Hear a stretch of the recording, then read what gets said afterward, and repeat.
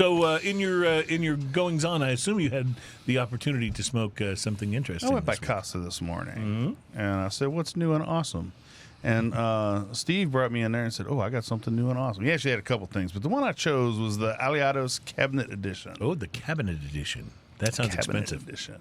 Yeah, I don't really know what Cabinet Edition means on anything, but it generally does mean that there's at least an extra band on it, and it's a little more special. Well, I know with a Spirit, if it's a Cabinet Edition, I would expect them to have to unlock that cabinet at the end of the aisle to get it out if I wanted to check it out. Right? That means the Cabinet Edition can shift depending on what neighborhood you're in. That's exactly right. Yeah, there are places where Coors Light is in the cabinet. That's right. Just saying.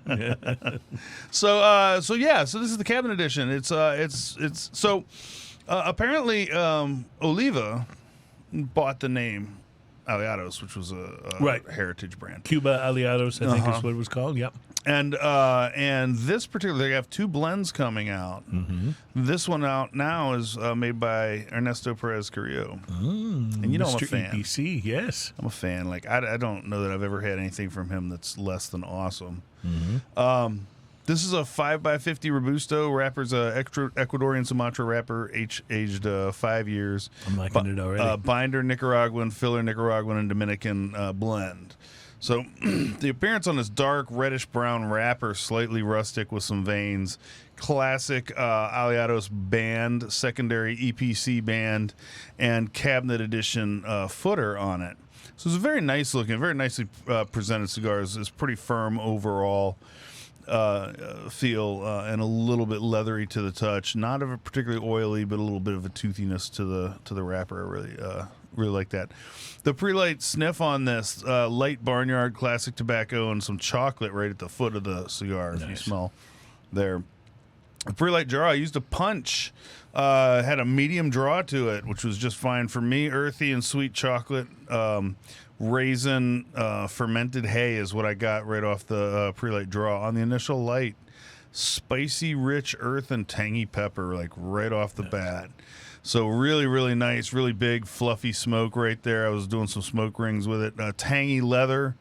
I got on there. The Retro Hill is spicy pepper and campfire. The first third of this, spicy chocolate and sweet toast. Gossamer notes of raisin, fresh cut hay, cinnamon, and white pepper weave throughout, while a lingering tangy sweet leather and oak finish. I accidentally just lingering. Where was I? Oak finish. Yeah, no, I moved it out of the way. There we go. Lingering tangy sweet leather and oak finish on the palate. Retro Hill is toast and spices with campfire. Solid ash, perfect burn. The second third of this, oak and cedar move forward with toast and a nutty undertone with a hint of powdered sugar sweetness. Leather and spicy chocolate are consistent throughout with campfire, hay, and oak on the finish. Retro Hill is sweet cedar and toast. Solid ash, perfect burn. The last third of this, fermented hay and bitter citrus zest pull ahead on top of everything else, followed by tangy leather, earth, raisin, nutty flavors. Underlying sweetness and chocolate remain consistent. Pepper has kind of shifted to the background. Usually it's the opposite. You know, the more you smoke a cigar, pepper comes forward. But kind of shifted to the background. Aftertaste has a slight mintiness. Retro Hill is sweet cedar and toast with a touch of cinnamon. Solid ash, good burn. The burn got a little less even at the very last bit of this, but not enough to be distracting. Price versus quality. It's a good question. It's $14 for a 5x50. That's an expensive little cigar. I mean, that's super premium right there. It was a good cigar. It was very good. At the $14 range, I can find cigars that maybe I enjoy more, even though I really did enjoy this cigar. So I'm going to give it a 4.5. Okay. But I'm going to also tell you that if you're into the flavors that I mentioned on here, it's probably worth it. It's a medium, but on the lighter side of medium cigar with a little bit of pepper spice right up front.